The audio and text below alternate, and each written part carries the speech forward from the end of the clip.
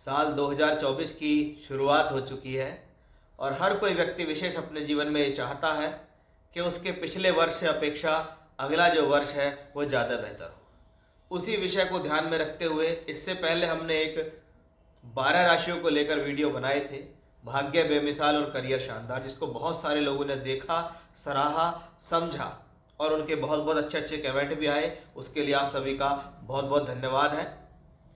अब मैं राहु और केतु को लेकर एक बहुत ही इंटरेस्टिंग टॉपिक शुरू करने जा रहा हूँ।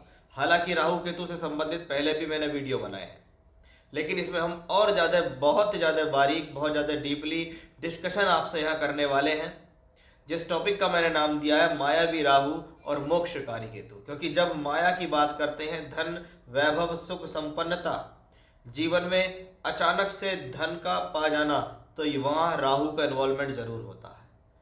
और जब जीवन में हम मोक्ष की, आनंद की, आध्यात्म की बात करते हैं, धर्म, धार्मिक स्थितियों की बात करते हैं, तो हम केतु को लाते हैं, क्योंकि केतु का इस तरीके का कारकत्व है। इसी विषय को आज मैं आपके सामने लेकर आया हूँ कि मायावी राहु और मोक्षकारी केतु 2024 के अंदर राहु केतु का संपूर्ण विवरण, संपूर्ण परिचय मैं आज आपको इस वीडियो में दूंगा कि ये ग्रह उल्टी गति में चलते हुए, वक्र गति में चलते हुए किन राशियों में रहेंगे, किन नक्षत्रों में गोचर करेंगे और उसका आपके जीवन पर क्या प्रभाव पड़ने वाला है। तो बहुत ध्यान से, बहुत अंत तक आपको ये वीडियो देखना है और समझना है।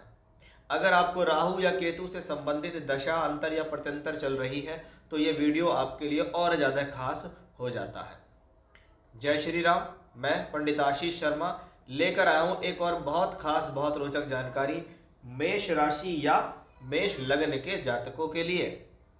तो इस वीडियो को बड़े ध्यान से और अंत तक सुने, समझें। अगर आपको मेरा वीडियो पसंद आता है, आपको लगता है यहाँ पर बहुत ही टेक्निकली और लॉजिकली बातें हो रही हैं, तो आप मेरे चैनल को सब्सक्राइब करके बेल आइकन दबाइए, वीडियो को लाइक कीजिए, अन्य लोगों तक भी उसको पहुँचाएँ। 2024 की शुरुआत होती है और 24 की शुरुआत में हम देखते हैं कि राहु आपकी राशि से 12वें घर में बैठा है। शास्त्र कहता है कि जब कोई ग्रह किसी भाव में बैठता हो तो उस भाव में बैठने के वो ज़्यादा फल देता है।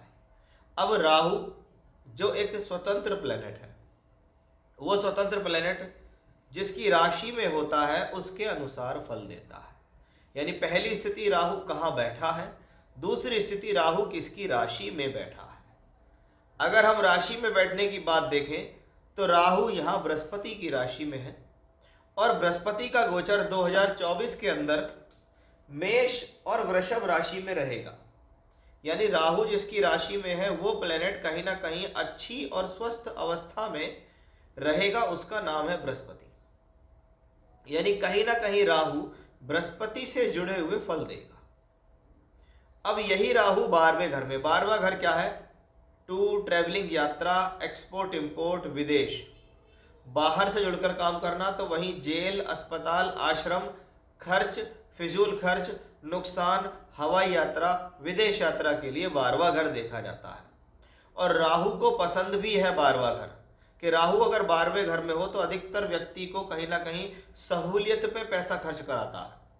बहुत बार क्या करते हैं, घूमने फिरने में बहुत पैसा खर्च होगा, हवाई यात्रा करने का मौका मिलेगा, तो विदेश से जुड़कर काम करने का मौका मिलना, विदेश जाना, विदेश यात्राएं जीवन में बढ़ जाना, या एक्सपोर्ट इंपोर्ट के काम में सफलता मिलना शुरू हो जाना, दूर स्थान से जुड़ के संबंध बनाना भी राहु की बदौलत 12वें घर में मिलता है।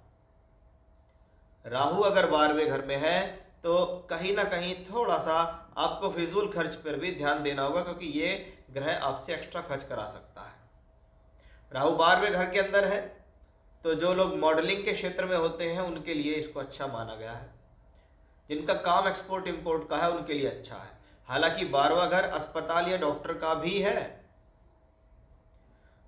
और 12वां है तो सामने छठा भी है। इसका मतलब हेल्थ का ध्यान रखने के लिए भी राहु कहता है, क्योंकि ये आपकी राशि और लग्न से 12वें घर में गया है। इसलिए राहु का वहां पर बैठने का इस प्रकार का फल है। राहु जहां दृष्टि देते हैं उसमें छठा और 8वां स्थान भी आता है, कि राहु यहां से बैठ के छठे और 8वें को दृष्टि दे रहे हैं। इसका मतलब है कि ये प्लेनेट कहीं ना कहीं आपसे इंडिकेशंस दे रहा है कि देखिए पैसा भी अपना है, समय भी अपना है, उसको सोच समझ कर खर्च करना है। क्योंकि राहु का काम है हवाओं में उड़ाना व्यक्ति को, कि बस आने दीजिए, शौक कीजिए, मौज मस्ती कीजिए। उसके साथ साथ आपको अपने करियर, अपने प्रोफेशनल लाइफ, अपने घर परिवार पर भी ध्यान रखना है। सिर्फ मौज मस्ती में ही ना डूब जाए कि यारों दोस्तों के साथ निकल जाए, परिवार की परवाही खत्म हो गई है। इसका भी ध्यान आपको रखना होगा। सामान्य तौर पर 12वें घर का राहु जब चंद्रमा से या लगन से 12वें घर में आता है तो व्यक्ति ऐसी स्थिति में ध्यान लगाने की भी अगर कोशिश करे तो भी ध्यान नहीं लगता, क्योंकि ये ध्यान से भटकाने वाला प्लेनेट है। इसको कह समझ सकते हैं कि ये भौतिक संसाधनों के प्रति आकर्षित करता है। इसलिए बहुत बार व्यक्ति सोता भी है तो भी उसको ऐसे ही सपने आते हैं कि जीवन में मौज मस्ती करो, घूमो फिरो, खर्चे के सपने आते हैं उसको, कि कैसे व्यक्ति जीवन में भोग विलास की स्थिति को प्राप्त कर ले। ये राहु की बदौलत देखा जाता है। हालांकि ये बृहस्पति की राशि में है और बृहस्पति की राशि ये मीन राशि, यानी कहीं ना कहीं ये राहु आपको, यानी बृहस्पति की वजह से वो आपको कह सकते हैं म्यान से बाहर नहीं निकलने देता। आपका मन तो करता है लेकिन राहु बृहस्पति आपको कंट्रोल करता है कि नहीं, आप गलत राह पे जा रहे हैं। उस चीज को भी यहाँ राहु दिखाता है, क्योंकि 12 नंबर की राशि काल पुरुष की अंतिम राशि है, जिसको हम मोक्षकारी राशि भी कहते हैं। ये निद्रा का भाव भी है, यहाँ पे आके जाके आदमी सो जाता है। अब चंद्रमा से या राशि से या लगन से 12वें घर में अगर राहु जाए तो कहीं ना कहीं अनिद्रा की शिकायत भी होती है। आपका सोने का, खाने पीने का जो लाइफ स्टाइल है वो बिगड़ सकता है। अब इसको थोड़ा और बारीकी में जाते हैं कि हमने देखा वर्ष 2024 की शुरुआत में राहु रेवती नक्षत्र में 1 जनवरी से 8 जुलाई तक चलेंगे, क्योंकि राहु केतु उल्टे चलते हैं, इसलिए ये रेवती नक्षत्र में चलेंगे और उल्टे होकर चलेंगे रेवती नक्षत्र में 1 जनवरी से 8 जुलाई के बीच। अब रेवती नक्षत्र काल पुरुष की कुंडली का मीन राशि का 27वां नक्षत्र है, यानी राशि भी अंतिम, नक्षत्र भी अंतिम। इसका मतलब ये धन और संपन्नता के लिए शुभ माना जाता है। यानी अगर आपके प्रयास हैं कि मैं कहीं घर से दूर जाके नौकरी करूं, व्यापार करूं, एक्सपोर्ट इंपोर्ट करूं, विदेश से जुड़कर काम करूं, तो उसमें आपको भेजने और सफलता देने वाला ग्रह है। तो वहीं साथ के साथ आपको जीवन में धन संपन्नता भी देने में सक्षम है। अब यदि हम रेवती नक्षत्र को और देखें तो इसको मोक्ष की राशि में मोक्ष देने वाला या कार्य में सफलता देने वाला ग्रह माना जाता है। ये रेवती नक्षत्र कहीं ना कहीं आपके जीवन में बुध का नक्षत्र कहलाता है, और बुध आपकी राशि से तीसरे का मालिक है, जो ट्रैवलिंग्स को दिखाता है, तो छठे का मालिक है। इसलिए रोग का फिर से इंडिकेशन आता है कि अपने स्वास्थ्य का भली भांति आपको ध्यान रखना है कि आपको अपनी लाइफस्टाइल खराब नहीं करनी। अगर आप संतुलित हैं, लाइफस्टाइल आपकी ठीक है, तो ये राहु रेवती नक्षत्र में जाने के कारण कार्य और धन संपन्नता का सूचक बनकर आपको रिजल्ट देगा। तो उस हिसाब से देखें तो ये राहु पॉजिटिव नजर आता है।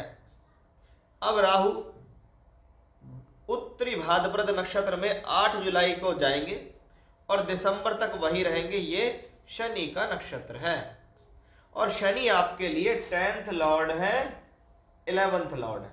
बड़ा डिफरेंस है कि अगर शनि मूवमेंट करते हुए राहु के नक्षत्र में जाता है तो प्रॉब्लम है, लेकिन राहु अगर शनि के नक्षत्र में जाता है तो राहु घूम रहा है। शनि के नक्षत्र में गया, शनि ने कहा भाई मेरा काम है काम धंधा करने का, मैं तो श्रमकारी व्यक्ति हूं, मेहनतकारी व्यक्ति हूं। इसलिए राहु जब शनि के नक्षत्र में जाएंगे तो ये प्रोफेशनली गेन कराएगा। उत्तरा भाद्रपद नक्षत्र शनि का नक्षत्र होता है, क्योंकि ये 12वें घर में पड़ता है, इसलिए हेल्थ का ध्यान रखना है, वेल्थ को सोच समझकर खर्च करना है। लेकिन ये बहुत अच्छा माना जाता है कर्म और कार्य क्षेत्र के लिए। और शनि तो ऑलरेडी आपके लिए कर्म और एकादश के मालिक भी है, यानी इस ग्रह ने इंडिकेशंस दे दिया कि जब ये उत्तरा भाद्रपद नक्षत्र में गोचर करेगा 8 जुलाई से दिसंबर के एंड तक, तो ये आपकी प्रोफेशनल लाइफ और आपकी इनकम को 12वें घर यानी विदेश से जोड़ता दिखाई देता है।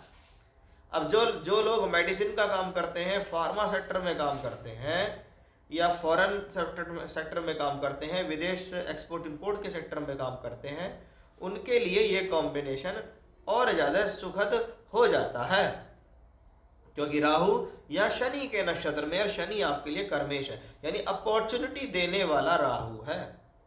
8 जुलाई के बाद आपकी स्थिति कहीं ना कहीं प्रोफेशनली और अधिक स्ट्रांग होती दिखाई दे रही है। तो राहु कहीं ना कहीं आपके लिए 2024 में एक संतुलन और पॉजिटिव स्थिति को देने वाला है। अब हम केतु को देखते हैं कि केतु भी वक्री ग्रह है, केतु भी उल्टा चलता है और छठे भाव में है।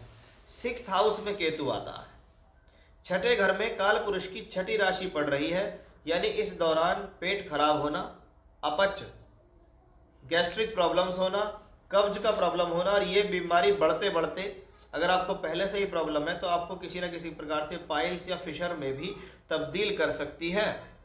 छठे घर का केतु है तो इस प्रकार की बीमारी को लेकर चीरा टाका आदि भी लगा सकता है, इसलिए अपने स्वास्थ्य का ध्यान रखें। 6th हाउस में केतु है, केतु छुपावट भरा हुआ ग्रह है। छठा घर रोग ऋण शत्रु का है, छुपे हुए रोग देने में सक्षम है, यानी रोग को खोजने में काफ़ी प्रॉब्लम हो जाती है। बहुत बार 2-4 डॉक्टरों से मिलने के बाद भी आपको रोग हाथ में नहीं आता है। दूसरा, छठा घर शत्रु का है, गोपनीय शत्रु किसी न किसी प्रकार से घात लगाए बैठेगा, कोशिश करेगा कि आपको प्रॉब्लम दे, आपके काम में नुकसान डाले। ऋण, छठे घर में अगर आपके पास ऋण है पहले से ही, तो मैंने आपको शुरू में ही कहा था कि भी खर्च बढ़ने की संभावना है, इसलिए खर्च पर संतुलन रखना छठे घर के केतु और 12वें घर के राहु दोनों बताते हैं। अदरवाइज खर्च इतने बढ़ेंगे कि जो EMI चल रही हैं उनका प्रेशर बढ़ जाएगा आपके ऊपर, इसलिए इन तीनों चीजों का ध्यान रखें। 6th हाउस का केतु है, वक्री ग्रह है, राहु केतु अक्ष 6-12 से बनता है, इसलिए बीमारी और खर्च दोनों इस गोचर के दौरान अवश्य ही देखने को मिलेंगे। उनको संतुलन करना पड़ेगा। आप किसी भी शास्त्र को उठा के पढ़ लो, अगर आपको कहीं से मिले तो मेरे नंबर पर जरूर बताना कि जी चंद्रमा से 12वें घर में राहु हो तो इसको कहा गया कि बहुत बढ़िया बहुत बढ़िया। नहीं, चंद्रमा से 12वां राहु आता है तो जो इंडिकेशंस मैंने आपको बताए हैं उनकी सावधानी के लिए वो कहता है कि अगर आपने कोई भी प्रकार की लापरवाही बरती तो वो राहु देने को तैयार है वो चीज। अब केतु आपके लिए 6th हाउस में बैठा हुआ प्लैनेट, पहले ये केतु चित्रा नक्षत्र में गोचर करेगा, और चित्रा नक्षत्र मंगल का नक्षत्र है, उल्टा चलता है ना ये, तो उल्टी गति चलते हुए 1 जनवरी से 4 मार्च तक ये मंगल के नक्षत्र में रहेगा। अब मंगल कौन है? आपकी राशि का मालिक है, यानी एनर्जी लेवल के लिए अच्छा है, सम्मान के लिए अच्छा है, कार्य करने की स्थितियों के लिए अच्छा है, लेकिन एग्रेशन से बचना है, क्रोध और जल्दबाजी से बचना होगा। उसके बाद ये चंद्रमा के हस्त नक्षत्र में आते हैं, चंद्रमा जो कि चतुर्थेश है। केतु जब चंद्रमा के नक्षत्र में जाए, और चंद्रमा चौथे घर का काल पुरुष का मालिक है, इसलिए इस दौरान परिवार या पारिवारिक चिंता आपको परेशान कर सकती है, मन के अंदर बेचैनी आ सकती है, मदर को कोई हेल्थ इश्यूज हो सकता है, या माता की स्वास्थ्य के कारण चिंता होने की संभावनाएं बढ़ती हैं।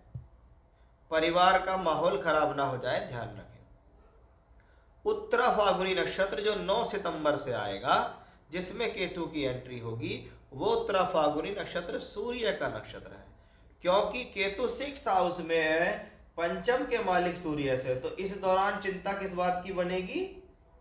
शिक्षा की चिंता, लव रिलेशनशिप की चिंता, संतान को लेकर चिंता, बुद्धि निर्णय गलत ना हो जाए इसकी चिंता। ये चिंता शब्द मैं क्यों लगा रहा हूं? क्योंकि केतु छठे घर में है, और छठा घर और केतु का स्वभाव दोनों मिलकर चिंता और चिंतन ही देते हैं। इसलिए मैं यहाँ कोई वाहवाही नहीं करूंगा जबरदस्ती के छठे घर का केतु है, ये बना देगा वो बना देगा। आप खुद ऑब्जर्व कर लेना, पूरा साल आपके पास पड़ा है तो आपको लग जाएगा पता। इसीलिए ये वीडियो मैंने स्पेशली बनाया है कि हमने राहु और केतु दोनों एक्सेस को यहाँ देख लिया। राहु का एक्सेस हमें काफ़ी बेहतर लगा, लेकिन केतु का एक्सेस हमें उतना अच्छा नहीं लगा। अब ऐसी स्थिति में मान लीजिए आपको राहु से संबंधित दशा चल रही है तो आपको राहु के रिजल्ट ज़्यादा मिलेंगे। केतु की दशा चल रही है, केतु के रिजल्ट ज़्यादा मिलेंगे। राहु केतु दोनों से संबंधित दशा अंतरदशा चल रही है, दोनों के फल मिलेंगे। और दशा नहीं चल रही है तो राहु और केतु के गोचर के जो रिजल्ट मैंने बताए वो मिलेंगे। 6th हाउस में केतु बैठे, रेमेडी ध्यान रखो, अपने जीवन में डाल लो। रोजाना 3 बार हनुमान चालीसा, 3 बार रुद्राष्टकम और 3 बार संकट नाशन गणेश स्तोत्र का पाठ करो। प्रत्येक बुधवार के दिन विष्णु सहस्रनाम का पाठ करो। करनी जरूरी है, कर लेंगे तो प्रॉब्लम से बच जाएंगे।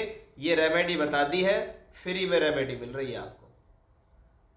अब फ्री में रेमेडी मिलती है तो मैंने बहुत बार देखा कि व्यक्ति करता नहीं है, क्योंकि लोगों को आदत है कि पहले डॉक्टर का नाम सुनो, फिर डॉक्टर के पास जाओ समय निकाल के, फिर लाइन में लग के अपॉइंटमेंट लो, तब कहीं जाके जब उसको फीस दोगे तब उसको लगेगा डॉक्टर तो बहुत अच्छा है। और वही डॉक्टर आपको फ़ोन पे फ्री में सलाह दे दे कि तो ये बेकार डॉक्टर है, इसमें जान नहीं है। ऐसा लोगों की मंशा है, ऐसे ही लोग बाग आजकल होते भी हैं। तो मैंने जो आपको रेमेडी बताई है आप उसको करके देख लेना, आपको खुद ही रिलीफ आ जाएगा। तो ये था मायावी राहु और मोक्षकारी केतु का गोचर 2024 में बड़ी बारीकी से मैंने आपको यहाँ समझाया है। जय श्री राम।